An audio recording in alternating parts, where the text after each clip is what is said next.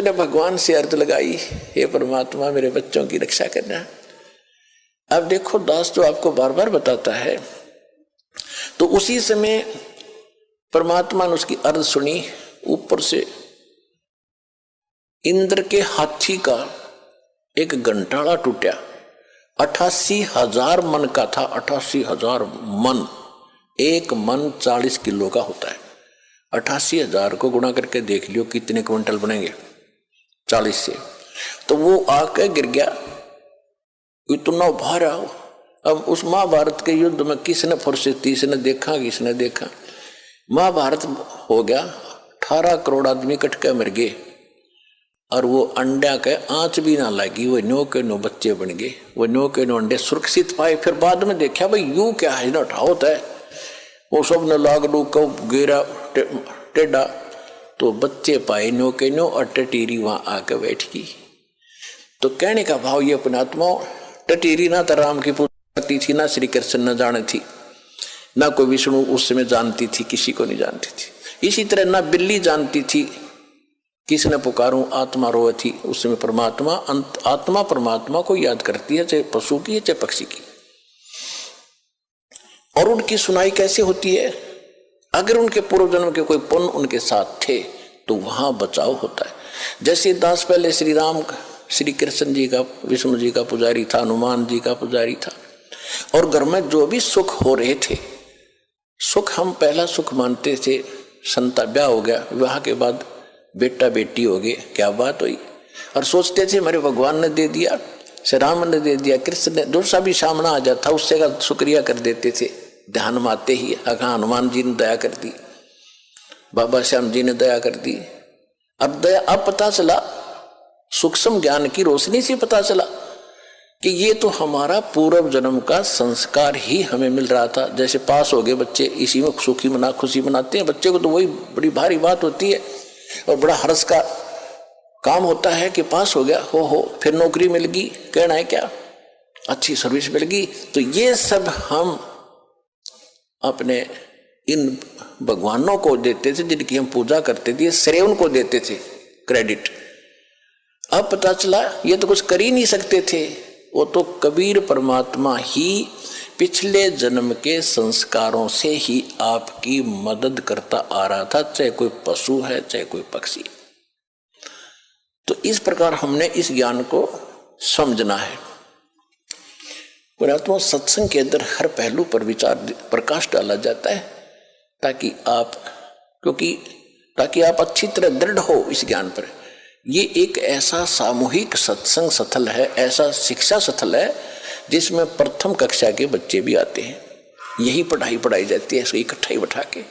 और इसमें दूसरी कक्षा के यानी तो दूसरी बार हाजिरी लगवाने आए हैं। प्रथम कक्षा के तो इसमें पहला नाम प्राप्त है, दूसरी के जिनको सतनाम प्राप्त है, और फाइनल वाले भी हैं जिनको सार नाम प्राप्त है। तो सबको ज्ञान दिया जाता है और इस ज्ञान की रह रहकर सबको आवश्यकता होती है। सार नाम प्राप्त करके इंसान कोई खुदा नहीं बन जाता या मुक्त नहीं हो गया वो, यदि उसकी वो इस ज्ञान को आधार बनाकर अपना जीवन नहीं जीवेगा तो कभी भी फेल हो जाएगा, यहीं फिर काल का फंस जाएगा। इसी तरह कमाई तो उसकी 9 की 9 बच जाएगी, जो कमाई कर ली, लेकिन यहीं रहेगा तो फिर उसको इसी तरह कभी ब्रह्मा बनाएगा, कभी विष्णु, कभी शिव बनाएगा, फिर देवता बनाएगा, फिर बिल्ली बनाएगा। वो पूंजी तो इस समय की होगी आपके पास और वहां आपको ठगा जाएगा। एक दूसरे को दुआ, बच्चों के लिए ही भिक्षा भीख मांग मांग कर, दुआएं दे देकर। ये देखी बुढ़ा बुढ़िया, पुराने समय में बुढ़िया क्या करती थी, कोई बहू आती थी, कोई बड्डी शानी उससे के पैर दबाया करती थी बड्डी के, और वह आशीर्वाद देती थी, हे बेटी तो पुत्ता फड़ियो, दूधा नहाइयो, और तेरा तो बूढ़ सुहागन हो। बूढ़ सुहागन माने बुढ़ापे तक नाम रहे तेरा पति, ये आशीर्वाद देती थी। तो वो जितनी थोड़ी बहुत पूंजी उनमें बची थी वह बहू तो दे दी। हाँ, बहू फिर आगे दे देगी अपनी बहू आते ही, और अंत में कोई से पीछे कुछ पल्ला कुछ नहीं रहा। अब हम ऐसी गलती नहीं करेंगे, किसी को दुआ नहीं देना, किसी को आशीर्वाद देकर अपनी चोरी मत करवाना, ठगवाना मत। अपने बच्चों को भगवान से जोड़ दो। अब बेटा आप भी कमाई करो, तुम भी मजदूरी करो भगवान की, या आप पे सुखी रखेंगे, सारा धन इनके पास भी हो जाएगा। ऐसी गलती नहीं करना। तो आपको हर पहलू पर सतर्क किया जाता है। और हमने देखा पहले तो बुढ़िया अपनी बहू अपनी सासू के पैर दबा रही, एक फार्मोटी कराती 5-2 मिनट, और वह नरिये तो आशीर्वाद दे देती बिना गिनती के। और फिर सासू बहू का हो गया झगड़ा, और फिर नौकरा तेरे भाई मरियो, तेरे भतीजे मरियो, तेरा नाश होइयो। वह बुढ़िया फिर दूसरे बैंड पकड़गी, दूसरा स्टेशन पकड़गी।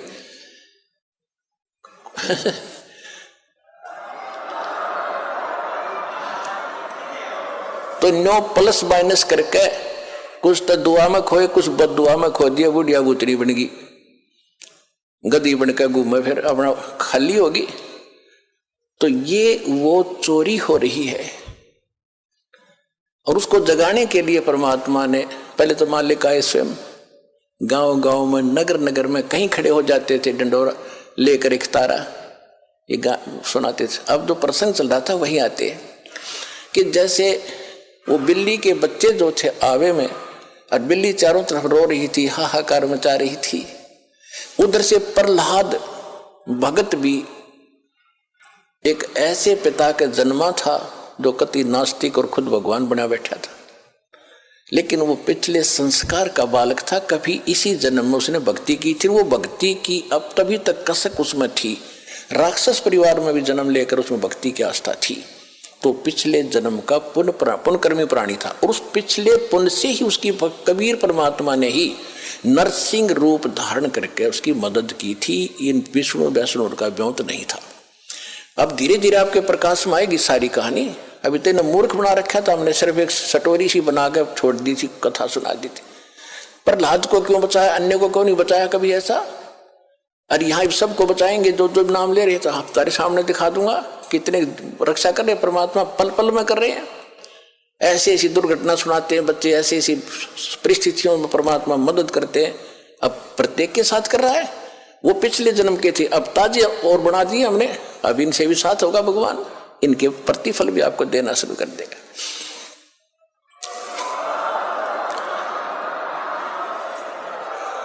तो प्रहलाद कच्चा पक्का था। प्रहलाद के पिता ने बचपन से तो भगवान की भक्ति करता था, लेकिन विष्णु का पुष्प जैसे भी सुना ज्ञान किसी ऋषि से, नारद जी ने उसको गर्भ में शिक्षा दे दी थी जब वो गर्भ में था मां के। उसके आधार से वो विष्णु जी का पुजारी बन गया। और विष्णु का दुश्मन हिरण्यकशिपु उसका पिता, उसने ब्रह्मा की भक्ति करके शक्ति प्राप्त कर ली, थोड़ी बहुत सिद्धि शायद उस हल्दी की गांठ से पंसारी बन गया कि मैं ही खुदा हूं, सुबह मरूं ना शाम मरूं, आशीर्वाद ले लिया, पशु से मरूं ना पक्षी से मरूं, अमर मान लिया अपने आप को। इस कारण से उसने अपने बेटे से कह दिया कि विष्णु का नाम नहीं लेगा, भगवान की भक्ति नहीं करेगा। अब वो कुछ उसको क्या किया कि एक सांडा और मुर्का नाम के 2 भाई थे ब्राह्मण, वो आचार्य थे, गुरु थे, जो उस प्रहलाद को और वहां के अन्य ब्राह्मणों के बच्चों को पढ़ा करते। ये खुद भी ब्राह्मण था, हिरण्यकशिपु। तो प्रहलाद को उनके पास भेज दिया कि तुम इनको पढ़ाओ और मेरे को भगवान इसके अंदर दचाओ। तो उस समय प्रहलाद कच्चा पक्का सा हो रहा था कि भी हो सकता, ये भी हो सकता। रोज देखो, एक झूठ ने 100 बार सुन ले तो वह सच्ची सी बन जाती है। इसी स्थिति में परमात्मा ने उसको फिर दृढ़ करना था। वो बिल्ली रो रही थी और कुमारी भी रो रही थी, और प्रहलाद उसी रास्ते से अपने गुरु उस पाठशाला में जा रहा था, सांडा मुर्का वाली पाठशाला में। जब वह माई रो रही थी, बिल्ली का तो उसने नहीं ध्यान दिया क्यों रो रही है। उस कुमारी से पूछा कि माई क्यों रो रही हो आप, बताओ। उसको पता था राजा का लड़का है, बताऊंगी कि महाराज मेरे से गलती बन गई, और इस बिल्ली के बच्चे अंधेरे में और किसी मटके में चले गए कच्चे में, अब इसमें आग भयंकर लग गई है, आग चल पड़ी है। पहले कहते हैं ये जो आवा था 1 महीने में पका करता था, और फिर क्या हुआ तो उसने बताया कि 1 महीने तक कति को छेड़ नहीं सकता, इतनी अग्नि होती है इसमें। तो माई ने, उस प्रहलाद ने पूछा फिर आप कैसे रक्षा करोगे? कि भगवान करेगा, अब मनुष्य नहीं कर सकता, अब जीव नहीं रक्षा कर सकता, अब तो राजा भी नहीं कर सकता। राजा मान ले सैनिकों को बुलाकर मटके तो बुझा सके, मटके निकाल सके, लेकिन वो तो मर लेंगे, इतने एक का जल में मर जाएंगे वो बेचारे। तो भगवान ही बचा सकता है। क्या माई भगवान विष्णु जिससे भी भगवान है, यानी क्या माई भगवान इतना ताकतवर है कि वहां भी रक्षा कर देता है? कहां बेटा। हाँ महाराज, परमात्मा इसीलिए कहते हैं। कहने लगा माई जब तुम ये आवा तुम्हारा पक जावे, तो उसने पूछा क्या तुझे विश्वास है माई कैसा होगा? कहा मुझे पूरा विश्वास है अपने भगवान पर। तो उसने, प्रहलाद ने कहा कि जब तुम्हारा ये आवा पक जावे, ये किलन भट्टे मटके पकाने का भट्ठा, उसको आवा बोलते हैं, पूजा आवा। तो जब ये पक जाओ तो मुझे बुलाना, उसके बाद इसको खोलना, और यदि ये बच्चा जीवित पागे तो मैं भी इस भगवान के अतिरिक्त किसी को मानूंगा नहीं, किसी की भी। और नहीं तो माई खबरदार, आज के बाद तूने राम का नाम यहाँ पर ले दिया, मेरे पिता का नाम लिया करो। उसका रंग टिट गया था थोड़ा सा, तुझे मालूम नहीं मेरे पिता को पता लग गया तेरे को जान से मरवा देगा। तो माई कहने लगी मुझे मालूम है, लेकिन मेरी मजबूरी है, आपके पिताजी भगवान नहीं है और इनको नहीं बचा सकते, मेरा भगवान बचाएगा। इस कारण से क्या हुआ, परमात्मा ने ऐसी अगले ही दिन ऐसी ठंडी हवा चलाई, वो तो लीला थी दाता की। 3 दिन के अंदर, पहले एक महीने में पकता था, 40 दिन में, 3 दिन में आवा पक कर तैयार हो गया और आग बुझ गई, कति ठंडी होगी। अब राजा के लड़के का आदेश था, जब प्रहलाद आया पाठशाला में जाने के लिए, कहा महाराज आज आवा मालिक की दया से 3 दिन में पक गया, आज हम इसको खोलेंगे। प्रहलाद वहीं बैठ गया, अब खोलो। वो निकाला, एक मटके में जिसमें वो बच्चे थे उसका अग्नि की आंच भी नहीं लगी थी, न्यू का न्यू कच्चा था, बच्चे सुरक्षित थे।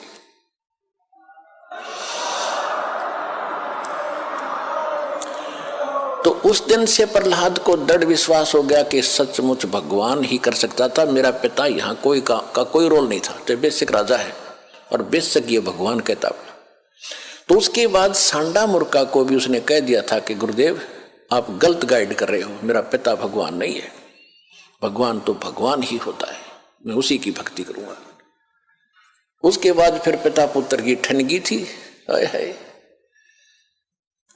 पावेगा अपना किया रे, भोगेगा अपना किया रे मन तू, पावेगा अपना किया रे, भोगेगा अपना किया रे।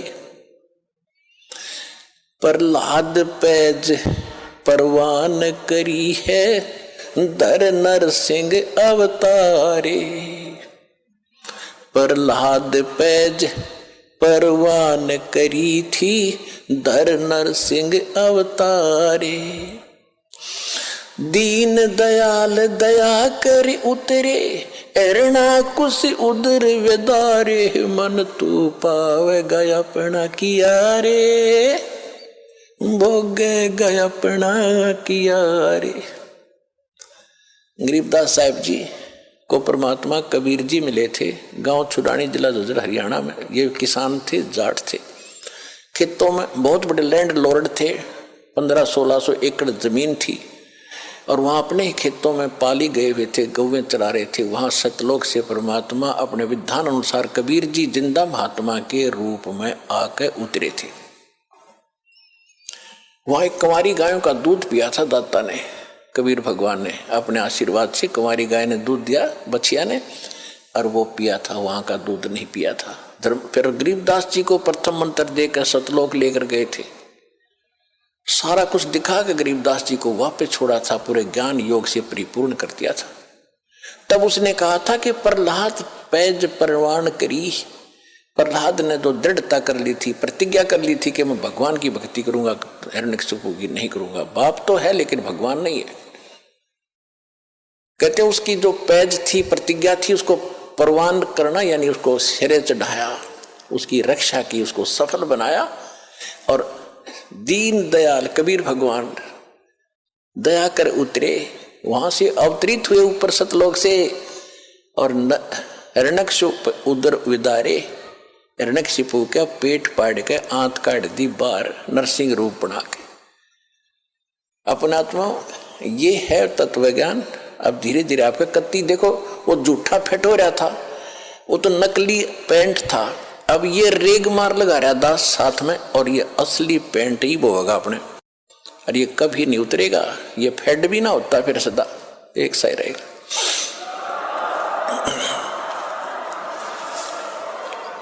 अब प्रसंग चल रहा था, कबीर परमात्मा जोगजीत रूप में वहां खड़े हैं जहां पर वो जीवों को भून रहा था। उनके जाने से वो तपस्या पर बिल्कुल आंच बंद होगी, जैसे बिल्ली के बच्चों के आंच नहीं लगी, सारे और मटके पक गए। टटीरी के बच्चे वहां बचा दिए दाता ने 100 कारण बना के, कहते 100 छल छिद्र मैं करूं अपने जन के काज, हिरण्यकशिपु जो मार दो मैं नरसिंह दर के साज। गरीब कबीर परमात्मा कहते। तो वो जब उनको आंच नहीं लगी, अग्नि कुछ दुख नहीं दे रही थी, सब शांत होकर बैठ गए उस तपस्या पे। वहां पर पंडित जी भी थे, ऋषि भी थे, उनके सागिर चेले भी थे, जिनको वो मूर्ख बनाकर वह भक्ति पर ला रहे थे, वो सारे वहीं जल रहे थे, गुरु भी शिष्य भी। तब परमात्मा वहां खड़े हुए, हाय हाय, उनके जाते ही वो जलन बंद होगी। जब जैसे किसी के सिर में दर्द है, पेट में दर्द है, कितना प्यारा आदमी दौरा बैठा और बोलने जी नहीं करे, नहीं दिल करेगा। जब वह पीड़ा खत्म हो जाएगी फिर कुशल मंगल पूछेगा, प्यार से बोलेगा। इसी प्रकार जब परमात्मा ने उनका वो संकट खत्म कर दिया, आंच की जलन बंद कर दी, सारे बैठ के आराम से और उस अग्नि में बात कर रहे हैं बैठे बैठे। परमात्मा उनको उनने पूछा कि हे भगवान, हम कौन से पाप का दंड भोग रहे? क्योंकि ब्राह्मणों को इतना ज्ञान तो हो ही जाता है, कर्म का ही दुख, कर्म से ही सुख होता है। तो परमात्मा ने बताया कि ये कर्म तुमका यहाँ का नहीं है, ये तो तुमने ऊपर करा था सतलोक में, वहां तुमने गलती की थी, मुझसे भगवान को छोड़कर तुम शैतान के साथ आ गए यहाँ पर। यहाँ तो यही करेगा तुम्हारे साथ ही। कोई जीव सुखी है, ये फूले फरे, कोई मंत्री बन गया, प्रधानमंत्री बन गया। परमात्मा कहते सारी पृथ्वी का भी राजा बन जा। चक्रवर्ती राजा बोला करते थे, उसको चकवे राजा बोलते थे, चकवे। तो परमेश्वर ने बताया कि जो पूरी उदय अस्तवित राज चले थे, ऐसी जन ठुकराई और चुन कृषिश्वर कल्प करी, राज खोज न पाया राई। वो पृथ्वीपति चकवे गए, पूरी पृथ्वी के राजा चक्रवर्ती, उनको संत भाषा में चकवा कहते हैं, चकवे राजा, जिसका पूरी पृथ्वी पर शासन हो। पृथ्वीपति चकवे गए, जिनके चक्र चलंत, रावण श्री खे कौन गण, ऐसे गए अनंत। फिर क्या बताया कि चकवे हो गए चूहा। वो जो चक्रवर्ती राजा थे फिर बाद में चूहे बन गए मृत्यु के बाद, और फिर उड़े बिल खुद पंजों से बिल खोद कर रह रहा हो प्राणी, चाट ले उस चक्रवर्ती राजा की उस पोस्ट को। तो यहां परमात्मा ज्ञान दे रहे थे कि तुमने जो गलती की थी वहां पर सतलोक में इस शैतान के साथ आगे, तुम यहां नीचे जाकर तो फूल जाते हो, किसी की नहीं सुनते हो। फिर परमात्मा ने सारी सृष्टि रचना सुनाई, तुम ऐसे मर रहे हो, अब कौन है तुम्हारे साथ? वो माया जोड़ कर रखा है, तो लड़ने बेटे बाप के मरते ही अंतिम संस्कार कराना और बांटने लग जाएंगे, यो मेरा, यो मेरा, यो मेरा। कोई शराब पी कर खो रहा है, कोई किसी तरह बर्बाद कर रहा है। तो उसने बताया कि तुम जो जोड़ का आए थे वो देखो, वो तो गया, तुम्हारे पास है नहीं। अब तुम्हारे पास क्या है? तुमने भक्ति की, दो लोगों को ठगा, भक्ति गलत करी और इनको ठग के पाप के भागी बने। अब आगे क्या होगा दिखाऊं तुम्हारे को। पंडित जी तू गधा बनेगा, ऋषि जी तू कुत्ता बनेगा। परमात्मा ने बताया है कि सुर नर मुनिजन 33 करोड़ी, ये सभी बंधे काल की डोरी। काल की डोरी माने काल के विधान में ही है ये सारे। सुर देवता, मुनिजन 88,000 ऋषि, 33 करोड़ देवता, ये सभी काल की डोरी से बंधे हैं, इनकी मुक्ति नहीं है। ये भी ऐसे जन्म मरण के अंदर। तब उस परमात्मा ने सारी कहानी बताई। तो फिर वो रो रहे हैं, वो ब्राह्मण भी और उनके पुजारी, वो यजमान भी साथ से दुखी। वहां पर 1 लाख थोड़े हो क्या, पूरा टोल बैठा था, रिश्तेदार भी वहीं पर, राजा भी वहीं पर। राजा भी मरा हुआ होता, वो पुरुष अमर है सारे, वो सब रो रहे हैं। राजा से पूछ रहा परमात्मा, कहाँ गया तेरा वो साजबाज, कहाँ तेरी वो सेना, अब तेरा जूते मारेंगे घेर के यहाँ पर ये यम के दूत, दे वो खड़े सामने, अब ले जाए पकड़ के तुम्हें, इस पर तो हो लो फारेग तुम एक बार।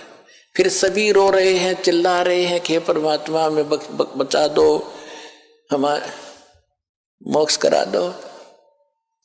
परमात्मा बोले कि जब तुम जाए धरो जग नर देहा, जब तुम संसार में जाकर मनुष्य जीवन प्राप्त करो, तब तुम करना मम सत शब्द स्नेहा, तब तुम मेरे इस सच्चे ज्ञान को पर विश्वास करना, प्रेम करना, जो मैं आज बता रहा हूं। फिर मैं वहां नीचे जाके ज्ञान देऊंगा, लेकिन तुम सुनते नहीं हो। तब उन्होंने कहा कि हे भगवान, अब जीव कहे सुनो पुरुष पुराना। अब पता लग गया कि ये वास्तव भगवान ये है। पुराण, पुरुष पुराण माने सनातन परमात्मा, पुरुष माने परमात्मा, पुराना माने सबसे आदि का। जीव कहे सुन पुरुष पुराना, देह धर विसरो नहीं ज्ञाना। हम फिर मनुष्य जीवन पाओगे तो ज्ञान में भूलेंगे नहीं। युग काल सबसे पहले यही बुलाता है, हम आगे गर्भ से आते पता ही नहीं मैं कौन था, कहाँ से आ गया। तो वो काम भी भगवान ने आके करना पड़ता। तू कौन है, कहाँ से आया था, तू यहाँ क्यों दुख पा रहा है, तो यहाँ का वासी नहीं है, तेरा लोक कोई और है जहाँ कभी मृत्यु नहीं, जन्म नहीं होता था, कहीं रोग नहीं था, कोई विषय नहीं था। आज कितना सुंदर परिवार तुम्हारा, कितने बच्चे प्यारे लगते हैं। बिल्कुल सही है। अरे 1 मिनट में ना बेटे का पता, ना बेटी का, ना बाप का, कुंबा का कुंबा मर जाता है। फ्लड में लाखों लोग मर जाते हैं। ओए होए होए। पुण्यात्माओं तो परमात्मा ने उसको बताया, कहने लगे जी हम जब आप आओगे हम खूब आपका ज्ञान सुनेंगे, आपकी भक्ति करेंगे।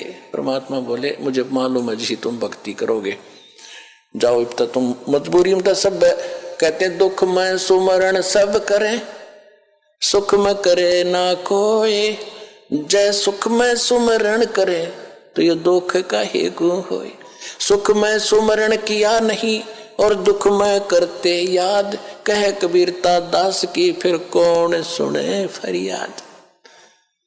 अब आप चिंतित ना होना कि अब दुख में हम आए हैं, कदम हमारी फरियाद ना सुने ना। ये तो उस समय की बात थी जब तक ये ज्ञान भगवान ने प्रचार और यह जड़ी ना दी थी, तब तक कोई बेशक पुकार करें जाओ, जिसका पूर्व संस्कार नहीं है उसको कुछ नहीं मिलना, और कुछ मिलना है तो पूर्व संस्कार से ही मिलना था।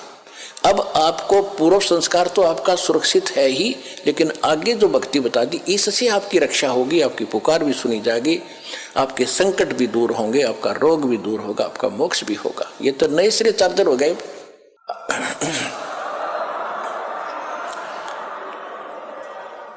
तो वो तो उनके लिए बोली गई थी वाणी। जब भक्ति वो गलत कर रहे थे तब कह रहे थे तुम अब ठीक है, तुम्हारा पूर्व संस्कार का तुम्हें मिल रहा है, जब तक तुम्हारी बैटरी चार्ज रहेगी, पूर्व जन्म के पुण्य तुम्हारे साथ है, कितनी को बद करो, कितने खोटे काम करो, वो तो सारी मिलेगी। लेकिन आगे फिर जब आपत्ति शुरू होगी तब रोगे भगवान को, फिर नहीं सुनेगा तुम्हारी। उनको कहा कि जैसे अब मालिक को तो पता ही था इनकी ब्रेन मैटी तो हो ही रही है, अब जो सुख में लगे हैं वो तो सुखी चल ही रहे हैं ना, तो उनको भी दुख आने थे, क्योंकि या तो दोनों भोगने होते, पुण्य और पाप भी। दास देख रहा है सन 1993 से नाम दे रहा है और 20 वर्ष हो गए पूरे होने को जा रहे, तो उससे लेकर आज तक जिनने नाम ले रखा है जो ठीक मर्यादा में चले हैं, कोई आपत्ति नहीं, उनको पता भी नहीं दुख की चीजों से। और यहाँ आप देख रहे हो 90% नए आ रहे हैं जो हाहाकार मची है, हाहाकार सब क्या दुखी, कोई कैंसर है, किसी का कुछ है। हमारी आत्मा भी रोती है बैठकर, बाद में याद करते हैं हे परमात्मा आपके बच्चों का क्या हाल हो गया, आप पर दया करोगे दाता, इनकी बुद्धि भी आप ही बदल सकते हो। ये तो रंग रखे, रंग में काल ने निर्एजेंट छोड़ रखे कि आपका एक दास ये ज्ञान बताने वाला और लाखों करोड़ों की संख्या में इनको बहकाने वाले, आप पर दया बख्शोगे तभी यह बात शरह चढ़ेगी हमारे जीव की बस की नहीं। क्योंकि भगवान जब दया बख्शेंगे, जब आप सच्चे दिल से यो मान लोगे Kabir is God, nothing else, और कोई मदद कर भी नहीं सकता। तो ये सारा ज्ञान सुनाने का दास का उद्देश्य भी यही है कि आपको सब प्रमाण दिखा के ये सिद्ध कर दूं कि ये परमात्मा है, इसके बिना सुख कोई दे नहीं सकता, कर्म संस्कार बदल नहीं सकता। और ये अब आपको मिल गया, इसका विधि मिल गई। ये दास ने जो विधि बता दी, ये भगवान मिल गया आपने। जैसे पानी प्राप्त करना है, पानी प्राप्त करने के लिए हैंडपंप लगाने की विधि बता दी। हैंडपंप सफल कर लिया तो पानी मिल गया, राम मिल गया आपको, यहीं पर राम मिल गया। और वहां सतलोक में जाओगे तो वहां तो परमात्मा है ही सब कुछ आपका। ये काल का लोक है, इसे बाहर निकाल कर आपको सुख होगा। यहाँ सुख तो ये अस्थायी है, यहाँ सुख भी दे देंगे, राजा बना दिया फिर गधा बन जाएगा। परमात्मा ऐसी गलती ना करें, आपको ऐसा नहीं देंगे। अब भगत हो गए तो अपने हिसाब से तुम्हें यहाँ से निकालने के तरीके अपनाओगा। यहाँ की जो आवश्यक सुविधाएं वो अवश्य देगा, दयालु है। लेकिन आप मांगोगे बकवाद तो वो नहीं देगा, तो उसको मालूम है। जैसे अब्राहिम सुल्तान अदम कितना बड़ा राजा था, कितना सुख था, उसको मालूम था ये पुण्यात्मा पिछले पुण्य को भोग रहा है, बकवाद में लगा हुआ है। 16,000 तक ब्याह करवा लिए उस मूर्ख ने थोड़े से जीवन के में है। और फिर फूला फूला खूब धनवत था पिछले संस्कार का, पिछले दान पुण्य कर रखे थे उसने। जब वो सम्मन वाली आत्मा थी, फिर शेर खां नाम का एक राजा बना शेरवान शहर में, शेर। और फिर उसके बाद फिर उसके दान करवाया दाता ने। कभी फिर सुनाएंगे कथा, जो पुराने उनको मालूम है। उसी पुण्य से राजा बना हुआ था, उसे भोग रहा था, फिर वो गधा बनता जाए थे। मालिक ने उस प्यारी आत्मा को उस नरक से निकाला, राजपद छुटवाया, उसके पीछे पड़ गए। और जब उसने ज्ञान हुआ तब उसका समझ में आया सचमुच मैं तो गधा था, कति बेगार कर रहा था। फिर परमात्मा ने कह भी दिया था कि जा अब्राहिम, अब ज्ञान तुझे होगा तो राज कर ले। हाथ जोड़ लिए दाता, अब उस नरक में ना जा, भेजो। अब तो पता लग गया, मजदूरी कर लूंगा, लकड़ी तोड़ के बेच के गुजारा कर लूंगा दाता, तेरा आपका साथ रहे। मेरे मोक्ष चाहिए मुझे, अब कुछ नहीं चाहिए। और हम मांगे भगवान से ये दे दे, ये दे दे, वो दे, मांगने की जरूरत नहीं। आने के बाद या तो आपने मांगने की जरूरत नहीं, बालक नहीं, आप उसके बच्चे हो। आज आप उसके बच्चे होगे, बेटा बेटी होगे। जिस दिन आपने यहाँ नाम ले लिया, 2 प्रकार के बच्चे होते हैं। एक तो शरीर से, उसको बिंद के कहते हैं, और एक नाद के, नाद जो वचन शब्द के। तो आज आप इस दास के माध्यम से वचन के बेटा बेटी होगे, मेरे बेटा बेटी होगे। तो भगवान के बेटा बेटी हो, थोड़ा दादा हो गए ना, समझो वो के दूर है। और परमात्मा कहते हैं एक लेवा एक देवा दूतम, कोई किसी का पिता नहीं पुत्रम। जैसे सुखदेव ऋषि को ज्ञान था और व्यास जी के घर उसका जन्म हुआ, उसकी पत्नी के गर्भ से 12 वर्ष में तो मां के गर्भ से बाहर आया था। अब देखो पुण्यात्माओं, ज्ञान हो गया, ज्ञान तो करा देते हैं सभी, भाई भगवान की भक्ति करो नहीं तो ये हो जाए। अब ज्ञान हो गया, समाधान नहीं तो खा का वो ज्ञान। अब सुखदेव ऋषि को गर्भ से ही पता था कि बाहर जाते ही मैं अचेत हो जाते हैं, और ब्रह्मा विष्णु महेश से निकल रहे रजोगुण ब्रह्मा सतगुण विष्णु तमोगुण शिव, ये गुण ये हमें अचेत करते हैं। फिर हम भूल जाते हैं उद्देश्य को। अब मुझे याद है कि मनुष्य जीवन केवल परमात्मा पाने के लिए मिला है। बाहर जाकर परिवार मोह में फंस जाते हैं, भगवान भूल जाते हैं। इसलिए माँ के गर्भ से निकलते ही 12 वर्ष के शरीर एकदम बाहर आते, 12 वर्ष का शरीर का। पहले तगड़ी तगड़ी माताएं भी तगड़ी तगड़ी होती थी, और नाल को अपने कंधे पर डालकर उठकर चल पड़ा। सुख वेद व्यास जी ने कहा कि बेटा 12 वर्ष इंतजार की तेरी, पुत्र होगा। ऋषियों को पता लग जाता है बेटा है कि बेटी, उनकी दिव्यदृष्टि काम करती थी। पहले ये तो कोई था ही नहीं, लड़का ना हो लड़की ना हो, कोई हो मालिक थे, ये डिस्टर्बेंस नहीं थी जो अब शुरू कर रखी है अनजानपने में। तो सुखदेव ऋषि ने कहा था कि एक लेवा एक देवा दूतम, और कोई किसी का पिता नहीं पुतम, ऋण संबंध जुड़ा एक ठाठा, अंश में सब 12 बैठा। कि पिताजी ना जाने कितनी बार तू मेरा बाप और मैं तेरा बेटा हो लिया, ना जाने कितनी बार मैं तेरा बाप और तू मेरा बेटा हो लिया, ये पूरी चिट्ठी मेरे पास है। और इब क्या गलती करूं नहीं, मैं शक्ल भी ना देखूं तेरी बाप, मेरी मोह हो जाएगा आपके अंदर। यूं कहकर पिछले संस्कार से सिद्धि से उड़कर चला गया। पिछला बैटरी चार्ज थी।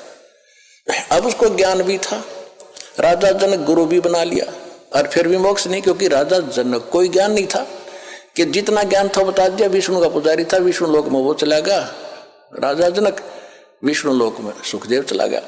अब राजा जनक को परमात्मा उस समय भी मिले थे, लेकिन जब घने ठाठ से थे, और वो समय नहीं था जो दास आपको यहां लाना चाहता है कि ये समय था मोक्ष का।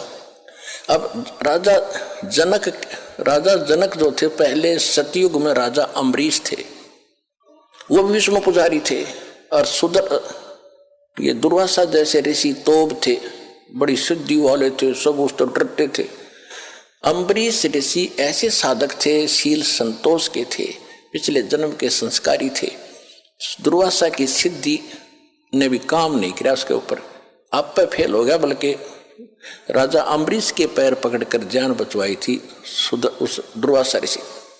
और वही ऋषि अगले जन्म में फिर राजा जनक हुआ, और वही राजा जनक फिर चला गया स्वर्ग में। रास्ते में काल कैसे चोरी करता है, कैसे ठगता है आपको। पुण्यात्मा एक एक पर्सन को ध्यान से रखना, प्रत्येक में एक न्यारा न्यारा गुण रहस्य निकलेगा।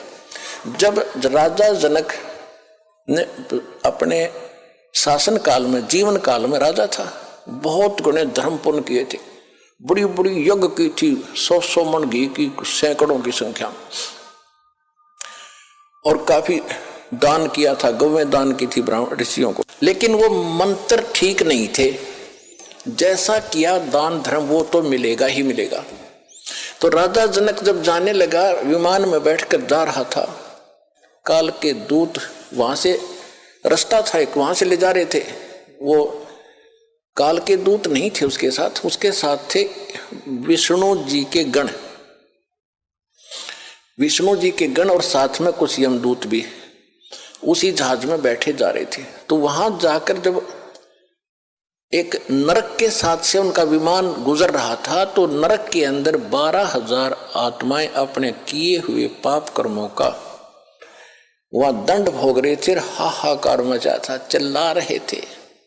और वो राजा था, दयालु राजा था, अपने राज्य में किसी को कोई दुख होता था तुरंत उसका निवारण करता था, उसको शांति देता था, किसी को दुखी नहीं होने देता था। तो जब उसने वहां जाकर हाहाकार मची देखी तो कहा कि पार्क दो, विमान रोको। विमान रोक दिया कि ये चिल्लाहट कहां से आ रही है, कौन दुखी है इस नगरी में। उन्होंने बताया जी ये नगरी नहीं है तो नरक है, इसमें 12 करोड़ 12 करोड़ आत्माएं इसमें दुख अपना कर्म का दंड भोग रही हैं। राजा ने कहा कि इनको को छोड़ दो, इनको निकालो इससे। तो पार्षदों ने जो साथ गए थे भगवान के दूत, उन्होंने कहा कि राजन, या आपका हुक्म नहीं चलेगा, या तो धर्मराज का हुक्म चलेगा कि धर्मराज को बुलाओ, धर्मराज के पास ले चलो मुझे, या धर्मराज को यहां धर्मराज को बुलाओ, और नहीं तो मुझे भी यहीं छोड़ दो, मैं भी इस नरक में इनके साथ ही रहूंगा, आगे मैं भी नहीं जाता। अब वो संदेशा धर्मराज के पास गया। धर्मराज ने आके पूछा कि राजन क्या कारण है कि ये सब इनको छोड़ो, ये बहुत दुखी हो रहे हैं, मुझसे देखा नहीं जाता। तो उसने बताया जी देखो यहाँ ऐसा नहीं होता, जिसने जैसा कर्म किया वो भोगना ही पड़ेगा, ये मेरी बही मेरी पैड में लिखा है, रिकॉर्ड में, इनको कोई बदल नहीं सकता, मेरी ताकत नहीं है बदलने की। तो राजा जनक ने कहा कि मुझे भी यही छोड़ दो, कि ये भी मैं नहीं कर सकता, आपको यहाँ छोड़ने का आदेश नहीं भगवान का, आपको कैसे छोड़ूंगा? तो कहने लगा मैं तो जाता नहीं, करो जो आपने करना है। अब ऐसे पुण्यकर्मी आदमी के साथ, आत्मा के साथ वो भी ज्यादा खस्सा खसाई नहीं करते, फिर अपनी चापलूसी यानी चाणक्य ऋषि अपनाते हैं। धर्मराज ने कहा कि एक काम हो सकता है, आप अपने पुण्य दे दो, इनको पुण्य संकल्प कर दो, उन पुण्यों के आधार से मैं इनको सबको नरक से निकाल दे दूंगा, निकाल सकता हूं, आपके पुण्य इनको मिल जाएंगे, आपको इतना फिर डेबिट हो जाएगा, आपके पुण्य कम हो जाएंगे। राजा जनक बड़े दयालु थे। परमात्मा कहते हैं देखो दयालु होना जरूरी है, लेकिन अपने दयालुता में अपने पैर पर कुहाड़ी मारना कोई दयालुता नहीं है, वो तो मूर्खता है। राजा जनक ने कहा कि ठीक है, मैं इनको अपने आधे पुण्य देता हूं, जितने मैंने धर्म पुण्य किए, भक्ति भक्ति करी है। ठीक है, उसने उधर से काट के उन सब का बांट दिए, आधे पुण्य 12 करोड़ में बांट दिए, उनको सबको बाहर निकाला, अलग से विमानों में बैठाया, राजा के पीछे पूरा लश्कर भेज दिया, चल। अब वो सारे स्वर्ग में चले गए। देखो पुण्यात्माओं, ये आपका चोरी हो रही है, आप कहां तक ठग लेता है, काल का जाल कितना भयंकर है, तुम तो यहां तो पता ही नहीं, या तो हम ठगे जाते हो, आपके पास तो कोई पूंजी है कोई नहीं, वह बांट बूट के यही हो लिए, उसको तो और पूंजी लेकर जा रहा था, वहां ठग ली। अब वो 12 करोड़ आत्माएं पहुंच गई स्वर्ग में, ठाठ से रह रही है उसके पुण्य से। और जब वो पुण्य राजा जनक के दिए हुए वो बख्शे हुए खत्म होंगे, उसके बाद वही आत्माएं फिर पुनः उसी नरक में आएंगी जो उनके पाप न्यू के न्यू रखे थे, वह फिर भोगने पड़ेंगे। उधर से राजा जनक का जब वो आधा खाली कर दिया है, वो फिर खत्म हो गया त्रेता में, द्वापर में तक वो वही रहा, स्वर्ग में इतने पुण्य थे। अब कलयुग में वही आत्मा राजा अम्बरीश की, राजा जनक बने, फिर राजा जनक की आत्मा ये श्री नानक देव जी बने तलवंडी के अंदर। तलवंडी पंजाब यानी पाकिस्तान के अंदर एक तलवंडी गांव है, वहां पर एक कालू राम मेहता खत्री यानी अरोड़ा, उसके घर जन्म हुआ।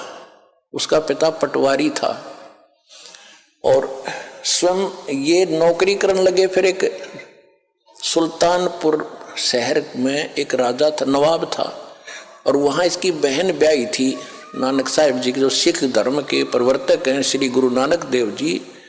ये आदरणीय आत्मा कहाँ थी? अम्बरीश, सतयुग में राजा अम्बरीश, लाखों करोड़ों सेना इसके साथ, और हाँ जय जयकार होती। राजा जनक, लाखों सैनिक, लाखों नौकर इसके हाथ जोड़े खड़े रहते थे। और फिर वही अपने पुण्य से खत्म करके क्या बने? स्वयं सुल्तानपुर के नवाब के एक मोदी खाने में नौकर बने। अब परमात्मा याद दिलाते रहे, बड़ी आत्मा अब सुन ले इस विधान को जो हम बताने जाते हैं, चाहते हैं। जब तक हम कबीर परमात्मा की भक्ति नहीं करेंगे, मोक्ष नहीं हो सकता, चाहे कितना कुछ बन ले।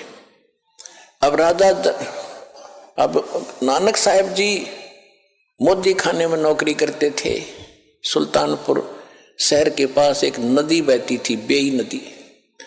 वहां सुबह सुबह सभी उस शहर के लोग स्नान करने जाते थे।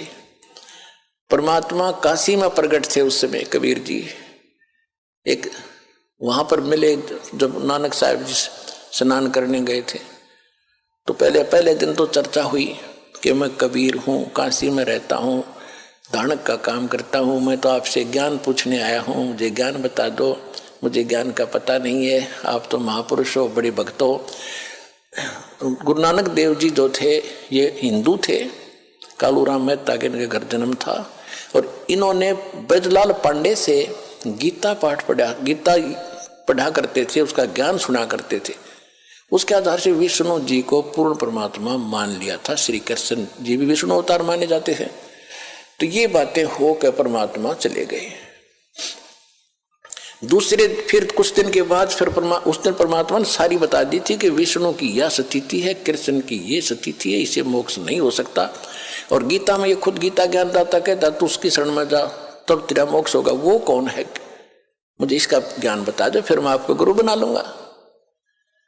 तो उस समय तो नानक जी को दुख हुआ, क्योंकि और भी बैठे थे सरोता। तो कबीर साहब उठकर चले गए कि ये नाराज हो जाएगा, आगे नहीं सुनेगा। लेकिन रात को चक्कर बंद गया कि ज्ञान सारा का सारा सच्चा, मैं तो गलती कर रहा हूं। अब के वो कभी आए, किसी प्रकार मुझे दर्शन दे, सारा ज्ञान सुनूंगा। कुछ दिनों के बाद फिर इसी प्रकार स्नान करने के लिए उसी प्रतिदिन जाते ही थे। 3-4 महीने के 6 महीने के बाद उनकी खूब तरफ देखकर परमात्मा जिंदा महात्मा बना का रूप बनाकर उसी बेई नदी पर चले गए, जहां वो स्नान करने की तैयारी कर रही थी। तब वहां से सतलोक लेके उन्होंने छलांग लगाई दरिया में नहाने के लिए।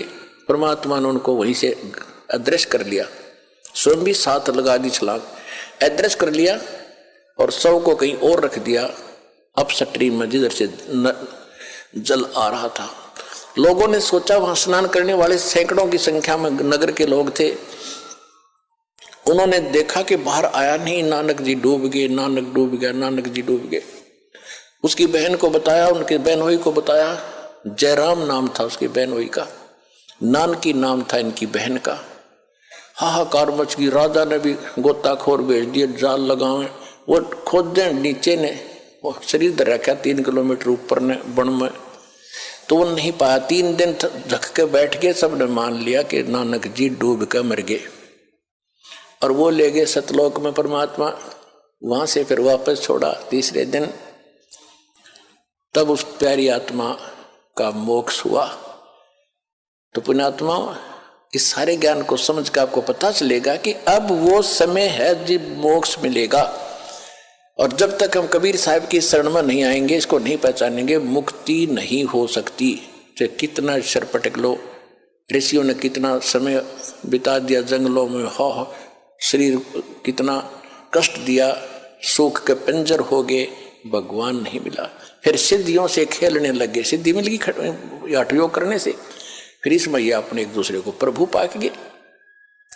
ये सिद्धि तो एक आने के नहीं, हमने ये सिद्धि आपकी भक्ति में खूब आवेंगी। जो दास आपको मंत्र बता रहा, इनका प्रयोग नहीं करना, नहीं तुम्हें नाश का कारण बन जाएंगे। इन सिद्धि माने इस ताकत से हम सतलोक जाएंगे, नहीं तो यही पंचर हो जाएगा फिर ये।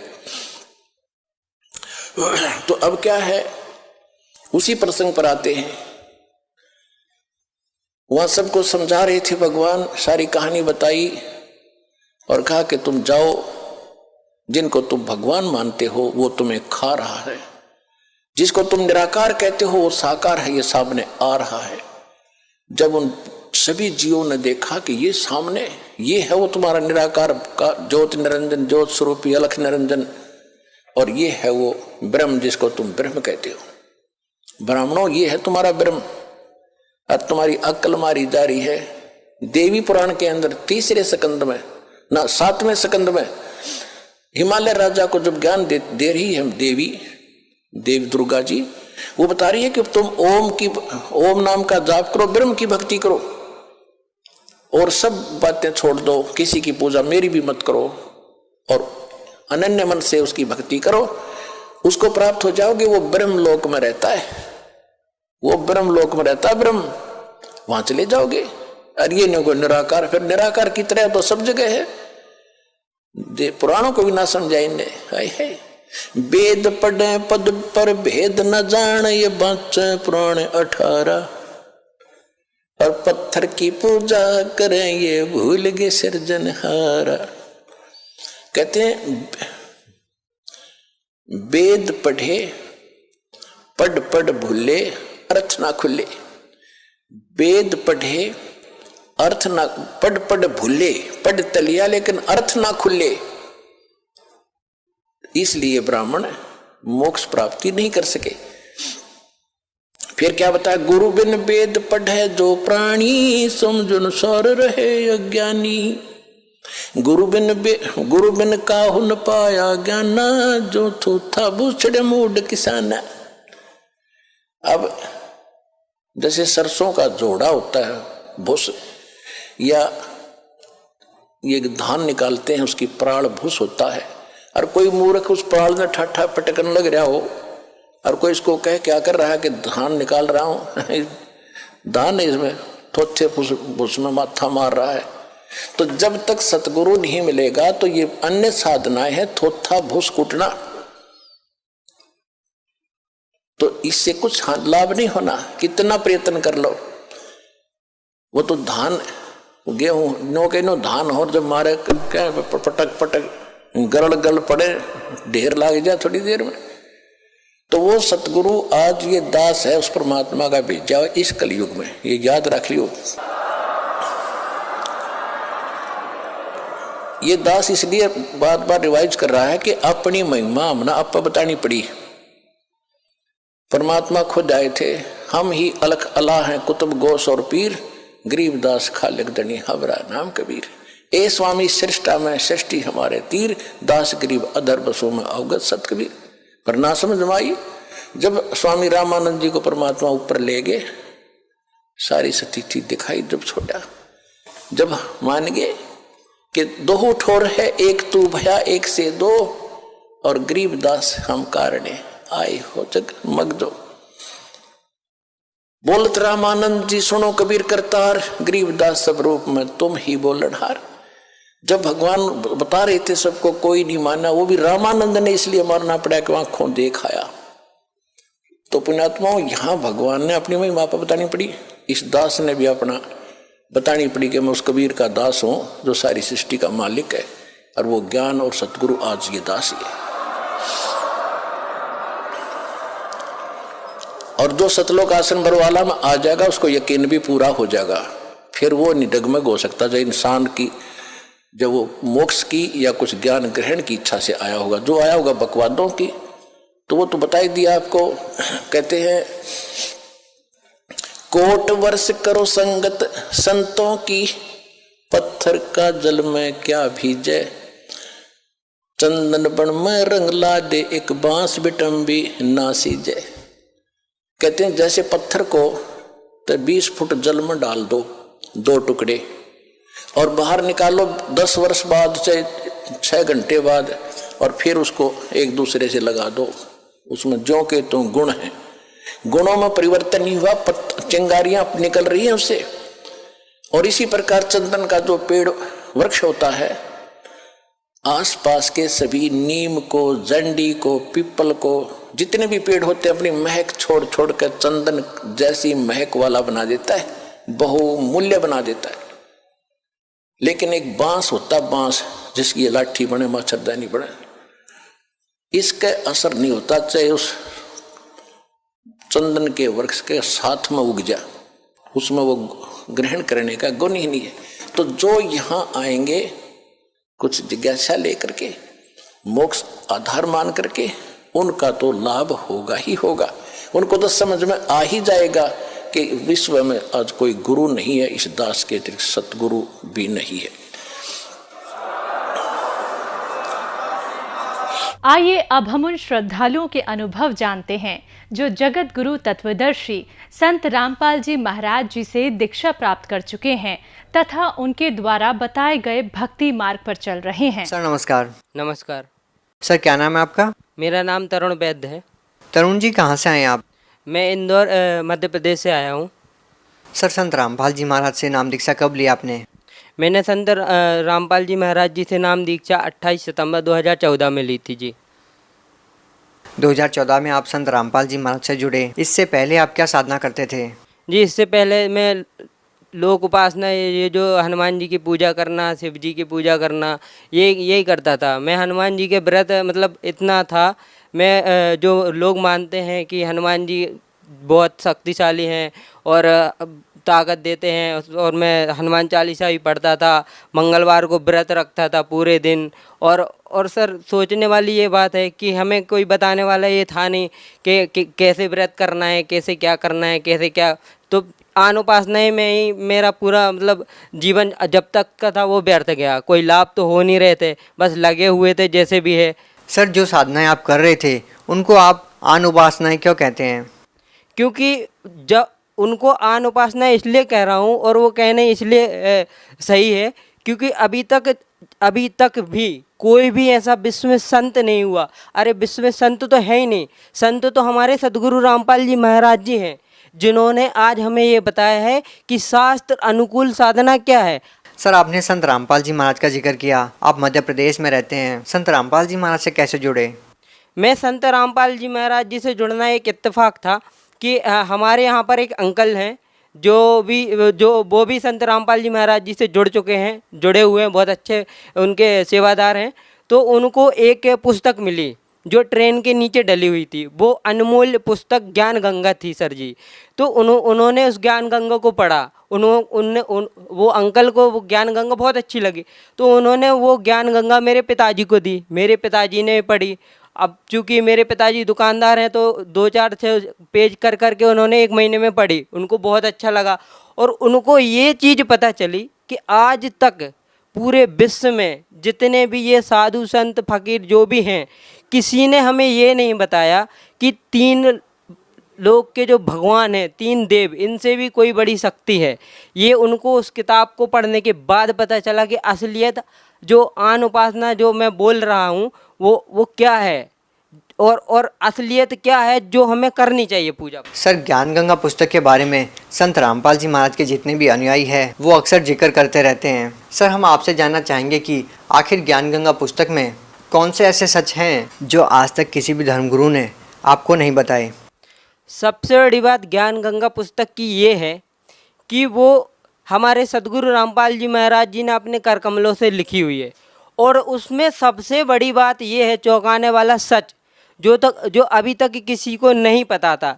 आज तक किसी भी धर्म गुरु, किसी भी आचार्य महर्षि ने ये नहीं बताया है कि जो परमात्मा है वो साकार है। सभी ये बोलते हैं कि वो निराकार है। बाइबल में बताया गया है कि फॉर्मलेस है, बेचून है, कुरान में बताया गया। तो ये क्या है? ये हमें उस पुस्तक को पढ़ने के बाद पता चला कि परमात्मा तो साकार है। ये हमारे सदगुरु रामपाल जी महाराज जी ने बताया है। और उस पुस्तक में आपको हर चीज़ का प्रमाण मिलेगा, हर चीज़ वेदों से प्रमाण। अरे वेद उठा लो आप, गीता उठा लो, कुरान, पुराण, बाइबल, हर चीज़, गुरु ग्रंथ साहिब, हर चीज़ हमारे गुरु संत रामपाल जी महाराज जी ने प्रमाणित कर दिया है। हर चीज़ से ऐसे दिखा दिया है। आप प्रमाण, अगर आप पढ़े लिखे हैं और आज एजुकेटेड समाज है, सभी जानते हैं, सब कुछ पढ़े लिखे हैं, कोई अनपढ़ नहीं है, आप मिला सकते हैं, देख सकते हैं। और सबसे बड़ी बात यह है कि उस पुस्तक में ये जो हम तीर्थ व्रत पे जाते हैं, व्रत रखते हैं, दिन भर भूखा मरते हैं और श्राद्ध निकालते हैं, तर्पण करते हैं, पूजा पाठ करवाते हैं, हवन करवाते हैं, ये तो उसमें आपको विद प्रमाण ऐसा मिलेगा कि ये करना व्यर्थ है, क्योंकि वो शास्त्र में है ही नहीं। गीता में भी बताया गया है कि शास्त्र अनुकूल साधना कर। अब मैं गीता आपको बताऊंगा नहीं, क्योंकि हमारे सदगुरु देव रामपाल जी महाराज जी ने हर चीज़ बता रखी है, गीता बता रखे हैं, वेद पुराण हर चीज़ बता रखी है। और जब हम दूसरे धर्म गुरुओं के पास जाते हैं, उनके विचार सुनते हैं, तो हम देखते हैं कि वो बताते हैं कि ये तो तुम्हारे कर्मों में के कष्ट हैं, ये कट नहीं सकते, पाप कर्म कट नहीं सकते हैं। जबकि संत रामपाल जी महाराज जी ने वेदों से ये प्रमाणित कर दिया है कि परमात्मा वो पूर्ण ब्रह्म, कबीर साहब पूर्ण परमात्मा है और वो हमारे घोर पापों को काट सकता है, पापों के पाप महापाप को भी वो परमात्मा काट सकता है। मैंने ज्ञान गंगा पुस्तक को पढ़ा और सबसे बड़ी बात यह है कि हमारे जो सदगुरु रामपाल जी महाराज जी ने ज्ञान गंगा पुस्तक में जो प्रमाण दे रखे हैं उनको मैंने मिलाया और मैंने देखा कि वो सारे प्रमाण एज इट इज़ पाए। जब देखा कि गीता में भी वही लिखा है, उसी पृष्ठ पे, उसी श्लोक में ये सब जो परमात्मा सदगुरु रामपाल जी महाराज जी ने दिया है वो एज इट इज़ पाया, तो फिर मैंने सोचा, देखा, परखा, जाना कि ये जो सदगुरु रामपाल जी महाराज जी का मार्ग है ये बिल्कुल 100% सच है और शास्त्र अनुकूल भक्ति बताता है। और इसलिए मैंने इसको ग्रहण किया ज्ञान गंगा पुस्तक के माध्यम से। सर, जैसा कि आपने बताया कि ज्ञान गंगा पुस्तक पढ़ने के बाद आपको आध्यात्मिक ज्ञान हुआ, लेकिन जो समाज है वो आध्यात्मिक ज्ञान के साथ साथ भौतिक लाभ भी चाहता है, मानसिक लाभ भी चाहता है और आर्थिक लाभ भी चाहता है। हम आपसे ये जानना चाहेंगे कि संत रामपाल जी महाराज से नाम दीक्षा लेने के बाद आपको लाभ क्या क्या हुए हैं, क्या फ़ायदा हुआ है आपको, क्या शारीरिक लाभ हुए हैं आपको? सर, सबसे पहले मैं भगत समाज को ये बताना चाहता हूँ कि जो मुझे लाभ हुए हैं, इतने अद्भुत, इतने चमत्कारी लाभ हुए हैं कि आप विश्वास नहीं कर सकते, लेकिन वो मेरे साथ हुए हैं। आपके साथ भी ऐसे लाभ होंगे जब आप हमारे सद्गुरु रामपाल जी महाराज जी की शरण में आएंगे। सबसे पहला लाभ मैं आपको ये बताना चाहता हूँ कि आज के समय ये जो एजुकेटेड वर्ग है, इस चीज़ को मानता नहीं है, लेकिन ये सच है। भूत प्रेत बाधाएं ये होती हैं, क्योंकि मैं अपने घर में भुगत चुका हूँ। जब हम पहले परमात्मा सद्गुरु रामपाल जी महाराज जी की शरण में नहीं आए थे, तब हमारे घर में बहुत भूत प्रेत बाधाएं रहती थी। हम कभी किसी आधी रात को झाड़ा लगाने जा रहे हैं, कभी किसी को लेने जा रहे हैं, कभी ये प्रेत बाधा से हैं। मेरी माता जी को भी परेशान करते थे वो, कभी कुछ रोग हो रहा है, कभी सपने आ रहे हैं, कभी कुछ हो रहा है। तो फिर जब हमने ये मार्ग ग्रहण किया, अपने संत रामपाल जी महाराज जी के वचनों को समझा, उनकी भक्ति को समझा, उनके नियमों में रह के, मर्यादा में रह के हमने भक्ति की, तो हमें सारे लाभ मिले। हमें आज तक कोई भूत प्रेत बाधा कोई भी नहीं हुई। और दूसरा लाभ आपको मैं सबसे बड़ा ये बताना चाहता हूँ कि खुद मेरे साथ इतने चमत्कार किए परमात्मा सद्गुरु रामपाल जी महाराज जी ने, कि मैं आपको अभी की बात बताता हूँ। कुछ 2-3 महीने के पहले की बात है कि मुझे पथरी की शिकायत हो गई थी। मैंने डॉक्टर से चेक कराया, उसने बताया, मैं रिपोर्ट नहीं ला पाया हूँ, उसने बताया कि आपको पथरी है। तो फिर मैं इतना, आप जानते हैं पथरी का दर्द कैसे होता है, किडनी में दर्द था जी मुझे। तो उन्होंने क्या किया कि मतलब बता दिया कि पथरी आपको चेक करानी, आपको वो कराना पड़ेगा इलाज। मेरे पास पैसे थे नहीं, मैं प्राइवेट सेक्टर में जॉब करता हूँ, तो छोटी जॉब थी मेरी पहले। तो क्या हुआ कि मैं एक दिन बहुत ज़्यादा दर्द हो रहा था, मैं बिल्कुल तड़प रहा था। जहाँ पे मैंने दरबार शरीफ लगाया था, अपने परमात्मा स्वरूप सद्गुरु रामपाल जी महाराज जी की फ़ोटो लगा रखी थी, उनका चित्र लगा रखा था, पवित्र चित्र, वहाँ पर मैं तड़प रहा था, मैं अर्ज कर रहा था। तो परमात्मा सद्गुरु रामपाल जी महाराज जी ने ऐसी रहम करी मेरे ऊपर, ऐसी रहम की कि थोड़ी देर में मुझे नींद आने लगी, और जो मेरा दर्द था वो एकदम से गायब हो गया, और मैंने देखा दूसरे दिन मेरी पथरी ऑटोमेटिक निकल गई। तो ये चमत्कार नहीं तो क्या है। और दूसरे लाभ ऐसे हुए मुझे कि एक बार मैं जॉब पे जा रहा था, तो एक ट्रक मेरे बाजू से भी जा रहा था और दूसरा भी जा रहा था मेरे बाजू से, मैं बीच में था। तो वो ट्रक बाजू मेरे निकल गया मेरे हाथ के आधे हाथ से, और मुझे कुछ भी नहीं हुआ। और एक बार मैं ऑफिस जा रहा था, तो एक ट्रक, मतलब मैं ऐसा जा रहा था सीधे, और एक ट्रक मेरे सीधे सामने से आया। तो और मैं मंत्र करते हुए जा रहा था अपने गुरुजी को, तो मैंने देखा कि एकदम से किसी शक्ति ने मुझे पीछे खींचा हुआ है, और वो ट्रक वाला बिल्कुल 2-5 इंच की वो रहा होगा फासला, मरते मरते बचा मैं। सर, संत रामपाल जी महाराज आजकल इन बातों को लेकर भी काफ़ी सुर्खियों में रहते हैं कि जो भी संत रामपाल जी महाराज से नाम दीक्षा लेता है वो नशा छोड़ देता है। आप एक पढ़े लिखे व्यक्ति हैं सर, क्या आप इन बातों पर विश्वास करते हैं कि एक संत से आशीर्वाद लेने से या उनसे नाम दीक्षा लेने से, मंत्रों के जाप करने से कोई व्यक्ति नशा छोड़ सकता हो? सर, मैं आपको क्या बताऊं कि ये जो नशा है इसका मैं खुद आदी था। जब मैं स्टूडेंट का इंजीनियरिंग क्लास का स्टूडेंट था, आप मेरे क्लासमेट से पूछ सकते हैं, हम सिगरेट पिया करते थे, मांस खाया करते थे, और बियर पिया करते थे। आप चाहे तो पूछ सकते हैं। मैं आरजीपीवी यूनिवर्सिटी का स्टूडेंट हूँ। सर, कहाँ पे ये यूनिवर्सिटी? ये भोपाल में है यूनिवर्सिटी, आरजीपीवी राजीव गांधी प्रौद्योगिकी विश्वविद्यालय भोपाल में है। और जब मैंने परम संत सद्गुरु रामपाल जी महाराज जी से नाम उपदेश लिया, उनके मंत्रों, जो हमारे सद्गुरु रामपाल जी महाराज 3 उसमें मंत्र देते हैं, प्रथम मंत्र, सतनाम और सारनाम। तो जब उन्होंने पहले मंत्र दिया मुझे, तो मैंने कुछ ही समय मर्यादा में रह के उसकी भक्ति की। मेरे सारे नशे ऐसे छूट गए जैसे कभी कोई नशा था ही नहीं, मैं करता ही नहीं था, मेरी इच्छा ही नहीं होती थी करने की। तो ये चमत्कार नहीं तो ये क्या है सर? सर, संत रामपाल जी महाराज से नाम दीक्षा लेने के बाद आपने नशा छोड़ दिया, आपकी भूत प्रेत की जो बाधा थी वो ठीक हो गई आपकी। आपने बताया कि आपकी जो पथरी की बीमारी थी वो ठीक हो गई है। इतने सारे शारीरिक लाभ मिलने के बाद भी और इतने सारे आध्यात्मिक लाभ देने वाला संत आज जेल में है। सर, क्या कहना चाहेंगे इस बारे में आप? सर, ये मैं आपको बताना चाहता हूँ, भगत समाज को ये बताना चाहता हूँ कि ये हमारे भारतवर्ष का सबसे बड़ा दुर्भाग्य होगा, क्योंकि हमने एक ऐसे संत को ऐसे संत को हमने जेल में डाल रखा है कि जिसने हमें पल पल पे संभाला है। आप जो हमारे संत रामपाल जी महाराज जी के फॉलोअर हैं, उनसे आप पूछ सकते हैं, वो रो रो के अपने लाभ गिनाएंगे। सर, मैं आपको क्या बताऊं कि जो लोग अस्पतालों में जाकर और महंगा पैसा इलाज के लिए खर्च कर रहे हैं, भूत प्रेतों की बाधाओं से पीड़ित हैं, इधर उधर भटक रहे हैं, झाड़ा लगवाते हुए परेशान हो रहे हैं, उनसे मेरी हाथ जोड़ के अनुरोध है कि आप प्लीज़ भटकना बंद करें, क्योंकि परम संत सदगुरु रामपाल जी महाराज आए हुए हैं। उनसे नाम दीक्षा लें, भक्ति करें, आपको ऐसे लाभ होंगे, परमात्मा ऐसे लाभ कर देगा आपको, आप विश्वास नहीं कर सकते, आप बयान नहीं कर सकते। परमात्मा ऐसे लाभ दे सकता है, सदगुरु रामपाल जी महाराज ऐसे लाभ दे सकते हैं अपनी भक्ति से, आप विश्वास नहीं कर सकते। सर, आप एक शिक्षित व्यक्ति हैं, आपकी तरह लाखों युवा हैं हिंदुस्तान में जो नशे से ग्रस्त हैं, नशा करते हैं, छोड़ना चाहते हैं। सरकार बड़ी बड़ी योजनाएं लेकर आती है, नशा मुक्ति केंद्र खोलती है, बावजूद इसके लोग नशा नहीं छोड़ पा रहे हैं। आप उन युवा साथियों से, उन युवा वर्ग से क्या कहना चाहेंगे? मैं अपने सभी युवा साथियों से ये कहना चाहता हूँ कि आप सबसे पहली बात तो ये जो आपके मन में भ्रांति है कि ये संत ऐसा है, ये संत वैसा है, ये आपके मन में भ्रम है, ये गलत बात है। सबसे बड़ी बात ये है। और दूसरी बात आपको ये बताना चाहता हूँ कि आप पहले पढ़े लिखे, हर व्यक्ति पढ़ा लिखा है, हर युवा वर्ग आज पढ़ा लिखा हुआ है, अपने विवेक से काम ले, अपनी मानवता से काम ले और देखे कि जो परम संत सदगुरु रामपाल जी महाराज जी हैं, जो सद्भक्ति बता रहे हैं, उससे क्या लाभ नहीं हो सकता है, परमात्मा क्या लाभ नहीं दे सकता है, हर लाभ दे सकता है।